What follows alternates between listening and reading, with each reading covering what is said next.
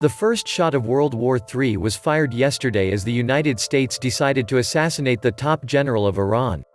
This was considered the number 2 guy in the whole country. This is literally a nightmare situation. I imagine if Iran assassinated our number 1 general in the morning, we would be at war that evening. This Iranian general headed covert operations and was an icon to the Iranian people.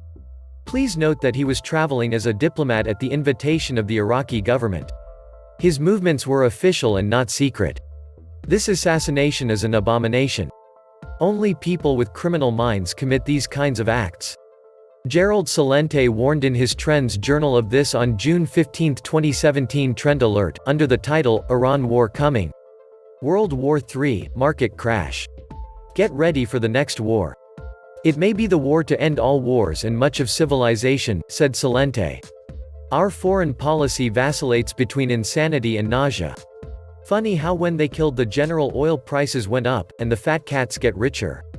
And Lockheed Martin stock jumped like it always does just before the war. We are going to see oil prices spike above $100 a barrel. If that happens, it's going to crash the global economies and equity markets. They will hit us where it hurts, oil and the economy. The great Nostradamus predicted that the great or ultimate war would begin in Persia, which is modern-day Iran. I don't know what weapons World War III will be fought with, but World War IV will be fought with sticks and stones, said Einstein. The black swan is starting to reveal itself. Welcome to the Atlantis Report. Less than 24 hours after a U.S. drone surprisingly killed the top Iranian military general, Qasem Soleimani, resulting in equity markets whining all over the world in fear over Iranian reprisals, and potentially, World War III, the U.S. has started round 2.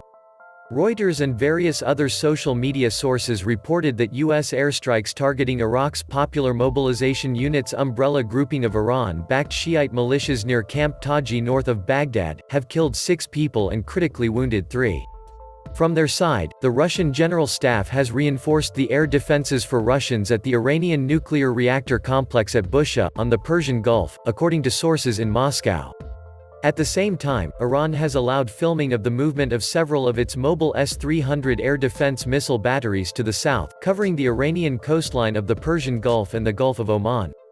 More secretly, elements of Russian military intelligence, electronic warfare, and command and control advisors for Iran's air defense systems have been mobilized to support Iran against U.S. and allied attacks. The range of the new surveillance extends well beyond the S-300 strike distance of 200 kilometers and covers U.S. drones and aircraft bases on the Arabian Peninsula, as well as U.S. warships in and under the Persian Gulf and off the Gulf of Oman. Early warning of U.S. air and naval-launched attacks has now been cut below the old 4 to 6 minute Iranian threshold. Counter-firing by the Iranian armed forces has been automated from attack warning and target location.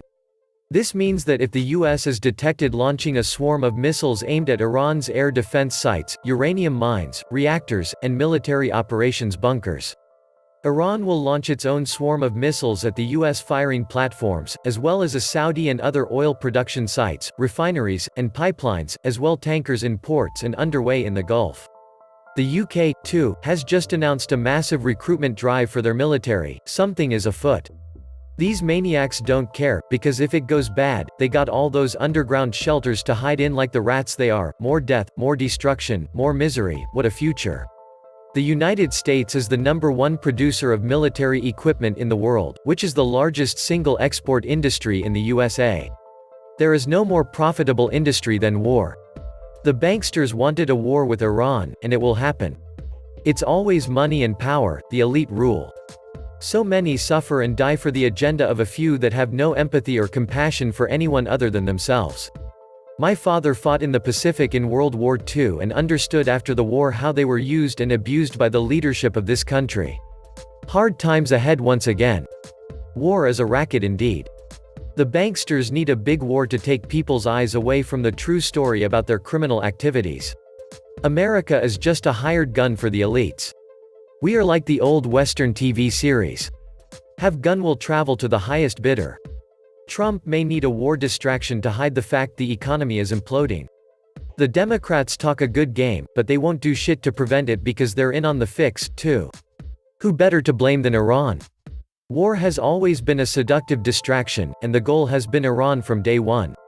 Afghanistan is the left flank. Iraq is the right flank. Iran in the center. All wars are bankers' wars. Only they profit. And don't forget depopulation, high on the agenda for years now. America needs this war to survive. The yield curve inverted twice last year. The elite knows the greatest depression is coming and that it will cause foreign nations to stop using the US dollar as the reserve currency. Without reserve currency status, the United States will collapse overnight, so this war with Iran is a last-ditch effort to survive a little longer.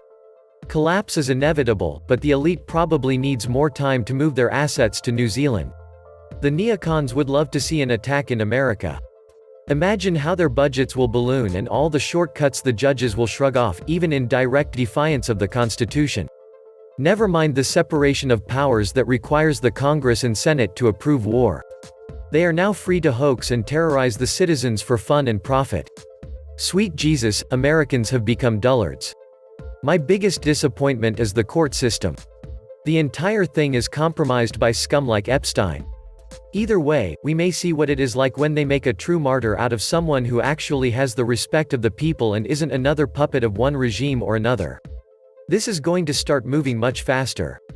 If World War III starts, then the world ends, nuclear fallout will encircle the globe, and the planet will become sterile, waiting for the evolution of new species to arise millions of years later, all that we leave behind just to become dust without a trace of our pitiful existence. Unfortunately, there will be no peace, and the Great Flood has begun, the same flood as in the time of Noah. Over 5 billion people are going to die in this war that has just begun. The USA will be defeated after fighting a false war for 27 years, according to Bible prophecy. China, Russia, Iran and North Korea will be the winners, and China will be the new superpower economy. Trump is the final president of the USA, and Obama was the last full-term president. None in his right mind will comply with such escalation. Trump, on the other hand, gave them whatever and whenever the banksters are asking for. In fact, they are tired of winning. Such aggravation of situations in such an extremely hostile manner further proof the extent to which the controllers are dying for war, even if it means a wider regional or global world war. Actually, Suleman Ali has been in their crosshair when he managed Syria and Iraq to defeat ISIS and getting strengthen the resistance fighting terrorism their enemy brought about to them. The killing of General Suleman Ali and his compatriots alone reveals the agenda as war. Under normal world, such blatant killing would have caused an all-out war to perpetrators, but the problem is America is too big to take on without one being getting destroyed. The world is being run by sociopaths everywhere. Where is the solution? The old system needs to die so we can build a new one based on peace and other principles. The old system isn't going to die without a fight. It looks ugly, no matter what happens. The financial system has already failed, and we are about to see the crash of the century. Throw in a war for good measure, you'd better be red. The US is bankrupt, it needs a war. Bombing these countries is crime against humanity and a war crime. Depressions are planned. Inflation is planned. Wars are planned. Workers and taxpayers exist to provide the monarchs all they desire. The central banks are privately owned and in business for personal profit only. They care only about increasing taxes, looting the treasury, rigging the markets, and robbing pensions and savers. Brainwashing is part of their business model thanks to their own mainstream media and CIA propaganda channels, which are included in this false programming. All to entice their valuable collateral, you, to consume beyond their means. Then you hang on the hook of their fraudulent system. Hyperinflate the currency, and your asset becomes their property again. You'll be left behind with a huge debt and lost. It doesn't matter, whatever happens are simply the consequences of allowing evil to roam freely by the vast majority of Earth's population. Now at the end of a 12,000-year cycle, they are acting as the cornered animals that they are. This century will mark the beginning of the end of everything we know, love and cherish. Don't fall for the war trap. Prepare yourselves for drastic long-term changes. No one is going to stop what is going to happen, and no one is going to see it coming because the fear of man-made misery is restricting the vision, and then, along with sheer of bright light. Violent shaking of the earth, oceans and seas moving inland as everything we have built turns into rubble, and life perishes. Within 24 hours, everything we call civilization will be gone. The world will have changed beyond recognition, and once more, the human being, those who were lucky to survive, has been thrown back to its very roots of living a natural lifestyle in order to survive. Not the first time it has happened, nor will it be the last. We are too occupied with bullshit and ignoring the warnings and shooting the messengers. The world has never seen peace. For as long as there are people that are killed because of wars anywhere, there is no peace. Either we all have peace, or no one has it. We all have freedom, or no one has it. Next time think before you willingly choose between evil. There is no lesser evil as there is no better good. Evil is evil, and you cannot blame evil for its existence when you have allowed it to rise. Face the consequences. No one is innocent.